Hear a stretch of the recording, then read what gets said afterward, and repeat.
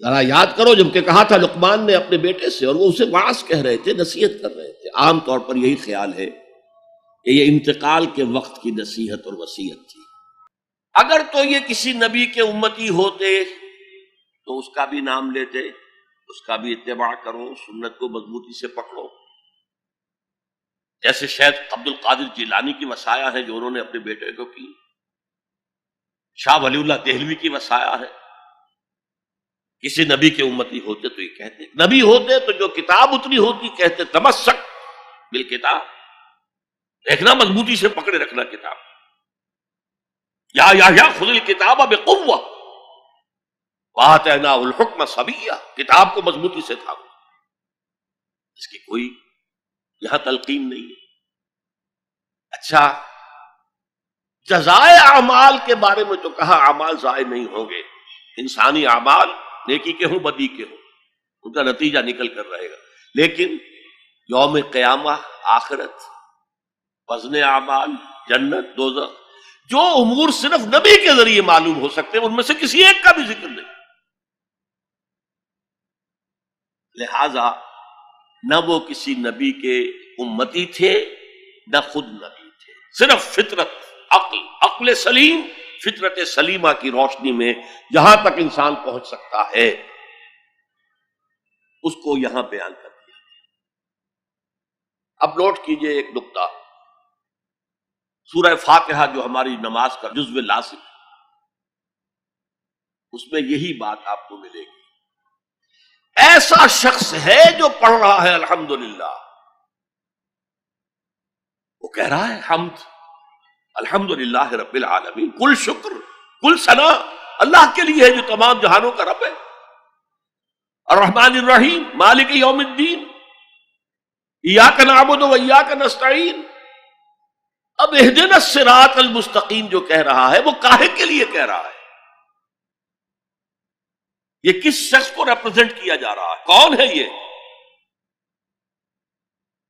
کس کی دعا یہاں نقل کی جا رہی ہے؟ یہاں قل بھی نہیں ہے، اور آخر میں قل اعوذ برب الفلق قل اعوذ برب الناس وقل رب زدنی علما، یہاں تو نہیں ہے.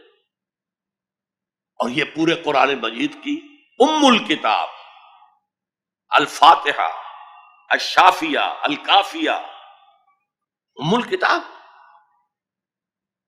اس کا اصل مخاطب نوٹ کیجئے، قرآن مجید کا اصل مخاطب وہ سلیم الفطرت اور سلیم العقل انسان، جن کے اندر نیکی بدی کا شعور بھی موجود ہو،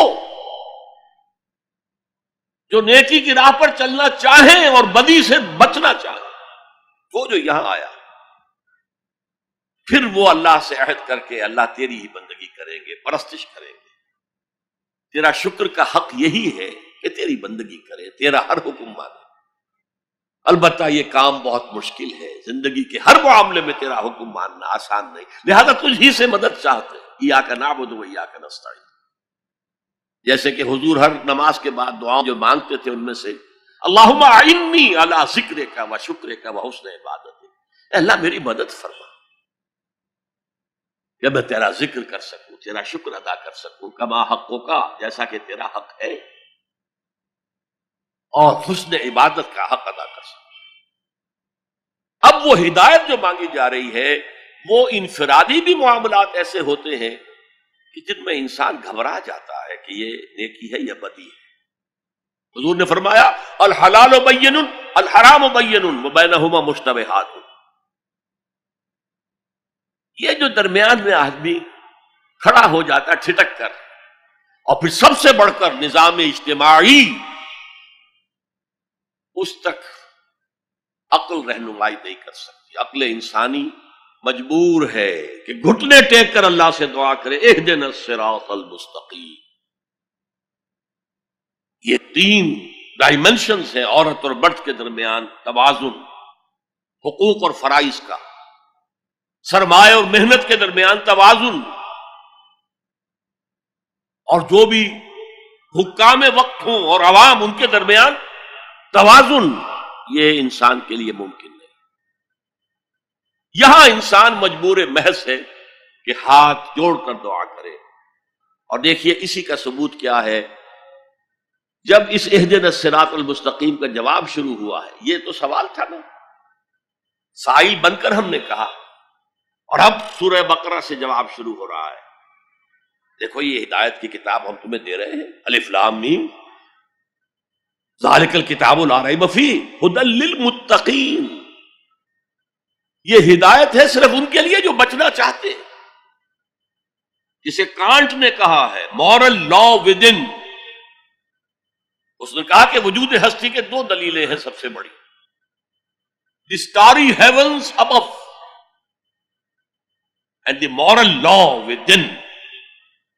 ہمارے اندر مورل لا ہے، یہ اچھا ہے یہ برا ہے، یہ خیر ہے یہ شر ہے، یہ مورل لا ہے اندر۔ جن کا یہ مورل لا فطرت کی صحت و سلامتی کی بنیاد پر برقرار ہے، جو تمیز کرتے ہیں بھلائی اور برائی میں، ان کے لیے ہدایت ہے۔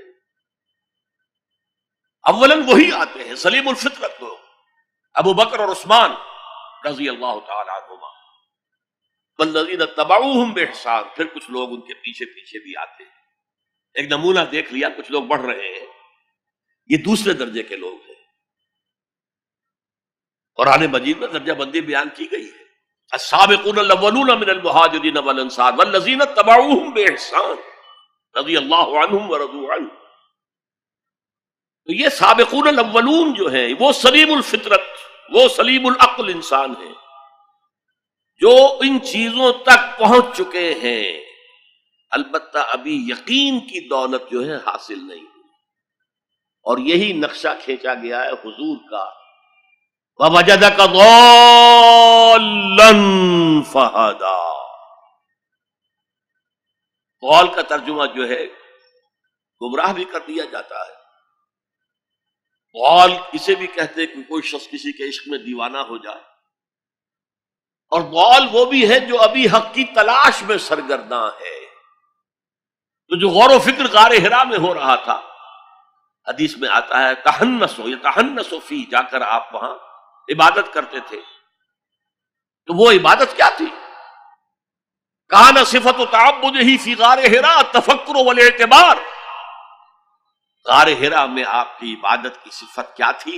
غور و فکر کہ کائنات کیا ہے، وہی جو سے فلسفی، جن کوسچن سے فلسفی ڈریپل کر رہا ہوتا ہے، دو دو ہاتھ کر رہا ہوتا ہے، وہی حضور اس سارے فکر کے مراحل سے گزرے ہیں اور قریب پہنچ گئے ہیں، تو دروازے پر دستک دی ہے، دروازہ کھلا ہے۔ وَوَجَدَكَ ضَالًّا فَهَدَىٰ، پردے اٹھا دیے اور ہدایت دی۔ خليل بالقرآن هو إمامنا على هداية الله آمتنا، كلام ربنا هدايتنا، عطاء جبريل على رسولنا۔